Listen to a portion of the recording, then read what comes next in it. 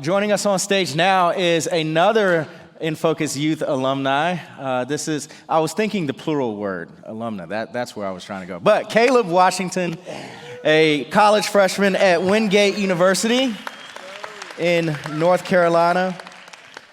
So, as I've said, you were part of In Focus Youth for your duration of both middle school and high school as well, where in your involvement, you got to experience different things. You got to experience the summer mission trip to Baja, Mexico, like some of our high schoolers are raising support for now.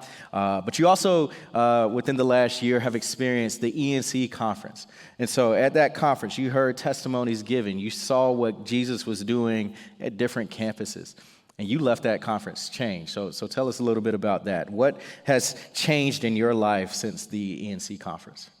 So funny you mentioned that, actually, because before I went to ENC, one of the things I asked God to do was to put change in my life and in my heart, because first semester was kind of rough, and I wanted just to get the bitterness out of my soul, the sadness, basically rebuild a broken spirit. So at ENC, one of the things they harped on a lot, way more than they did the last time I went, was going out and evangelizing and spreading the gospel. And at first, I'm not gonna lie, I told God no. I was like, God, I'm not ready for this. No, I'm still trying to clean up my life, and you want me to go out and preach your word, and my life looks unclean. Until after ENC, I went with Mark. Mark texted me and was like, hey, come with me to campus to evangelize. I was like, you know what? Okay, I'm gonna come with you. And I saw Mark do it, and I was just moved, because it was oh wow. I was watching people change, basically, watch people sit there and listen, and I was watching how Mark was speaking to him and the wisdom he was giving. I was like, oh wow, I like this. So I kept going back. I went with him for 2 weeks, and on maybe the third day, he asked him, he was like, you ready to do one? You're gonna do one today? And I was like, whoa, let's slow down. I'm not ready for all that yet. He was like, you're good, man. I'm here with you. I got you. So I was like, you know what? I don't go to this school anyway, so this is probably the last time they're going to see me anyway. Why not? You know what I'm saying? So I was like, okay, now I got a reason to do it. So I went out and did it, and something in me, we always pray before we do it, so we prayed, and as I went to go talk to the person, I remember talking to Mark after I talked to him. I was like, Mark, I don't know where anything I said came from, because that wasn't me. He was like, bro, that's the spirit moving in you. And I was like, I like this. And then he encouraged me. We had a talk. He was like, what do you feel about going back and doing this on your campus? I was like, you know what? I really want to do this. And he asked me, he was like, do you have anybody that would go with you? And I was like, yeah, my homeboy Trell, because he doesn't mind talking to people. So I told Trell, yeah, let's go out and evangelize to people. Let's spread the gospel. He was like, bro, I'm down to do it. So we went out and we started talking to people. And first day we did 3 people. 2 of them were seniors, actually, believe it or not. So, we run into a whole bunch of people, a whole bunch of foreign kids, too, a lot of, people from out of the country. So it's a good experience. And basically it, yeah. That's how I started.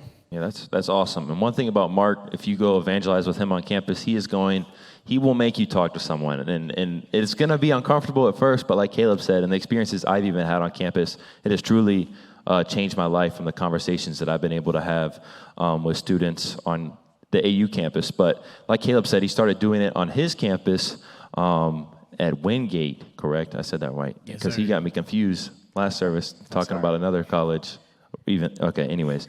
The last service you did share some experiences that you had on the campus with evangelizing with students. Can you share one of those experiences with us and what that has looked like for you? Okay, so y'all get a new experience. Y'all don't get the same one first service did. That's going to because some of y'all already heard this, so new story. So the first day me and Trell went together, I'm feeling confident. I'm like, yeah, I got this. And I called Mark, and one of the things I told Mark, I was like, Mark, the day I'm probably able to do this by myself, confidence is going to skyrocket, through the roof. So funny, it happened right then and there. I think God was kind of oh, really? Let's see, take the steps in your talk, right? So second day came out. I hit Trell up. I was like, Trell, you ready to go? He was like, bro, I got a meeting with my coach. And I was like, oh, so I got to go by myself. Okay. So I was really, really nervous at first. The prayer walk I did before I went was 10 minutes longer, because I'm like, okay, I really, really got to go by myself, but I got this. So I was walking around, and I got to talk to this dude. His name is Zach. He's a senior. And he had heard about Jesus, because his girlfriend was a Christian and like been in church, so he used to like go with her, but he didn't really like fully jump into it because I guess the like past stuff that had happened like with him in the church and like how people was basically like I guess judging his parents' lifestyle and stuff like that. So one of the things I talked to him about was like, you know, I'm sorry that happened for you, but like to be honest, like churches aren't supposed to do that. And I'm gonna say this because like my mom uses this all the time and it's always sat in my head. My mom told me that churches are like hospitals. That's exactly what I told him. It's like if you're sick, you're supposed to go to a hospital. Hospitals aren't for well people. You know what I'm saying? Like we're all sinners at the end of the day. So like all of us need to be in the church, and we shouldn't judge each other for that. We're supposed to love each other, build each other up, so we can look more like Christ. And I gave him that encouragement. And I was like, you know, I'm sorry that happened to you and your family, but you know, like. Most Christians are like that, bro. Like, we're supposed to, like, build each other up. So I was just like, you know, keep going to church with her at least and keep, like, you know, eventually you're going to, like, have that encounter with God and hopefully, like, this encounter can, like, bring you to that water. Because, you know, the saying, like, you can always bring a horse to water. You can never make him drink it. I was explaining that to him, like, you know, I'm just here to bring you to the water. It's up to you if you want to drink it or not. So we talked for, like, 20 minutes. It was really good. I got his Instagram, hit him up sometimes, and, yeah, that's a good one. Appreciate you sharing that because it demonstrates this reality that, you know, our job as Christians is to plant seeds and water them. Like when we have that perspective that God is not calling us to change people's hearts, we can't. So even the confidence that you talked about it's not confidence in you, like, whoa, like when you, Caleb is also a collegiate athlete. He plays football at Wingate. So when he's getting in the weight room, like, sure, it might be typical to psych yourself up before you do a heavy lift, but this heavy lifting is something God has to do, not us.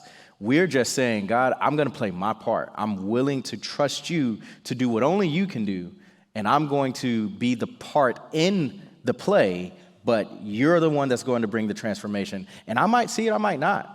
But you're trusting God to take those steps so that you can plant seeds and water them. And I appreciate you describing that and putting that in perspective for us.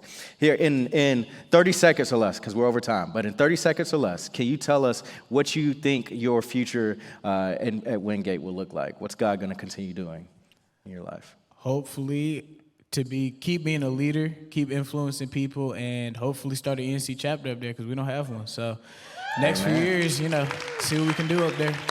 Amen. That's awesome, man. We're believing with you, man. I'm proud of you, bro.